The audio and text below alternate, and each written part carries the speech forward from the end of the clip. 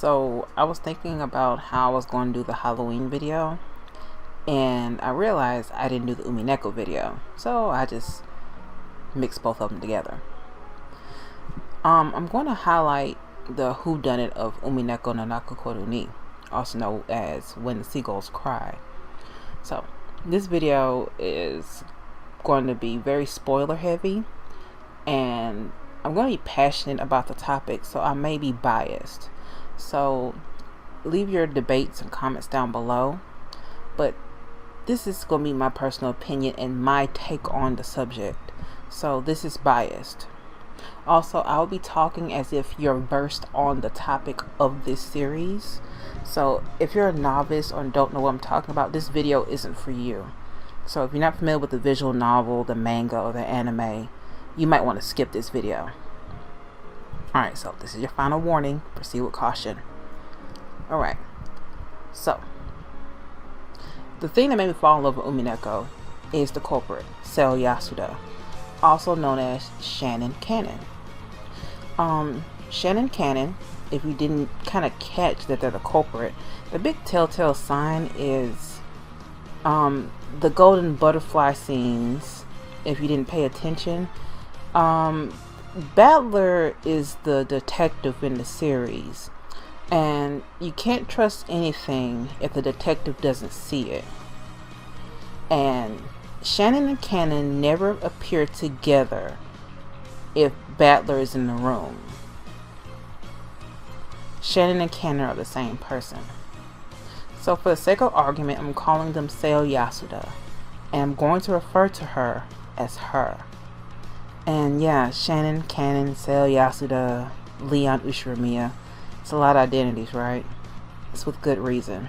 Seo has a lot of issues, but she's truly a victim. She never got a chance, really. She's really a victim of circumstances. Oh, to be honest, she's one of the first villains I really felt a true sense of empathy for. She started off as a cruel witch to me, but in the end, she really was a tortured soul and a prisoner. She had so many layers of development. In a note to the female thing, Natsuhi robbed any chance of identity for her as far as being male or female. She took that from her when she was a baby by, throwing her off a fucking cliff. I'm sorry for the language, but I feel pretty strongly about that. You don't just throw a baby off a cliff. Yeah. Now, do I agree with her killing her whole family and herself? No, I don't. But do I see where her line of thinking came from? Yeah, I do. I mean, in Japan back in the 1980s, one of the things they kind of held very dear to themselves were lineage and pride and family and whatnot. And one of the things she couldn't do was have a family and a line to carry on with herself. Natsuhi took that from her. And if you remember the man from 18 years ago and that whole storyline from episode 6 in Umineko, you can kind of see where that anger comes from.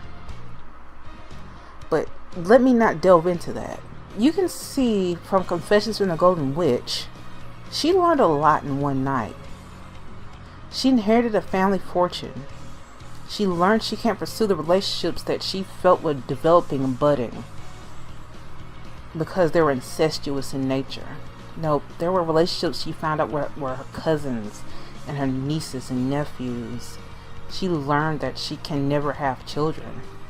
She learned she isn't a she. She learned that she was basically a slave to her own family all those years. She learned that the person that was really one of her biggest culprits of abuse was really the reason why she was in the situation she was in. That's a lot for one person to handle. It's also was alluded to that Seo has a little bit of a mental disability due to that fall she took because of Natsuhi. And then the person who gave all this to her, that the real source to it, which is Kenzo, her father / grandfather, just dies in front of her. After making her dress up as her mother / sister. Bear in mind, she wore a dress that her mother and her grandmother wore. And Genzo particularly made her age herself down to prevent Kenzo from raping her. Well, him. And changed his gender to prevent Kenzo from raping him. And Kenzo kind of got off from that. It kind of alluded to that in the manga. I got that vibe. And he died from that excitement. It made him call him Papa. Made him acknowledge him as that. It just seems creepy to me. So that's a lot for one person to handle. So she felt stuck. She felt trapped. She felt that her blood was tainted. And she also knew, as a servant, she knew the family secret. She knew Battler was switched as a baby. She knew that, you know, the family wasn't dead and Maria's father left, and just different family secrets. She felt the family was tainted, and she knew the Golden Land, everyone had salvation and peace. Everyone knew, who played the games and watched the anime and whatnot, knew that the Golden Land was death. So she wanted to give them that. I'm not agreeing with her. By all means, I'm not agreeing with her. I'm just saying that in her situation, in her circumstances, I could see why that was her line of reasoning. Because by all means, she is still not the true culprit. Because the true culprit is still Kiri and Rudolph. Because Kiri and Rudolph still were the ones who took out the murderers at the true crime on Rokkenjima Island. They still killed everyone on Rokkenjima Island. Yasuda only took her own life at the end of the day. That's the only life she took. Which I still think is sad, because Seo's story is more interesting and intriguing than what Kirie's and Rudolph's greed. Anyway, I digress. This is just me ranting. Hopefully I have something a little bit more scripted. This is just me being passionate about a subject I love. So, let me know what you guys think. And I will see you guys in the next video. If you guys want me to break down the actual tricks and traps in that first 4 questionnaire arcs of Umineko, I don't mind doing it. It won't be hard. I have some, I am planning another horror video that's more scripted, and I can do that.